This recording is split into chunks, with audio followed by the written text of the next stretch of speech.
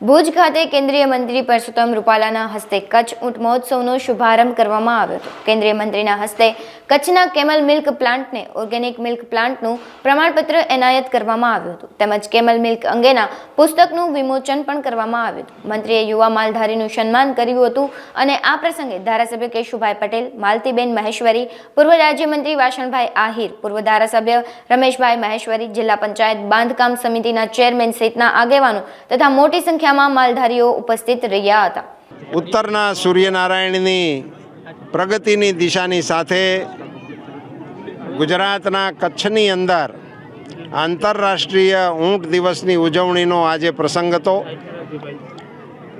સમગ્ર કચ્છના જનપ્રતિનિધિઓ, સાંસદ, ધારાસભ્યશ્રીઓ ઉપસ્થિત હતા। સમગ્ર કચ્છમાંથી માલધારી સમાજના મોભીઓ ઉપસ્થિત હતા।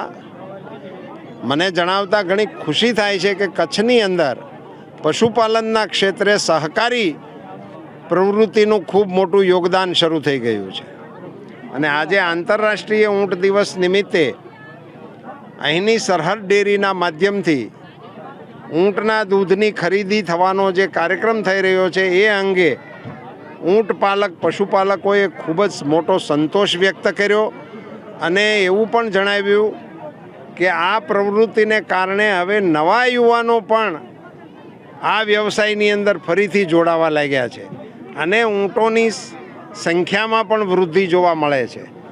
વ્યાવસાયિક રીતે સારું વળતર કમાવા માટેની આ વ્યવસાયમાં પણ તક છે એવી એક નવી વાત પણ આજ ઊંટ મહોત્સવ દરમિયાન જોવા મળી।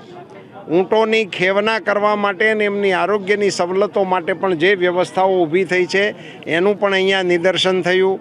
ઊંટના દૂધમાંથી બનતી જુદી જુદી પ્રોડક્ટ્સને પણ અહીંયા પ્રદર્શિત કરવામાં આવી અને ઊંટ અંગેના માર્ગદર્શન આપવા માટેની પણ વ્યવસ્થાઓ અહીંયા કરવામાં આવી।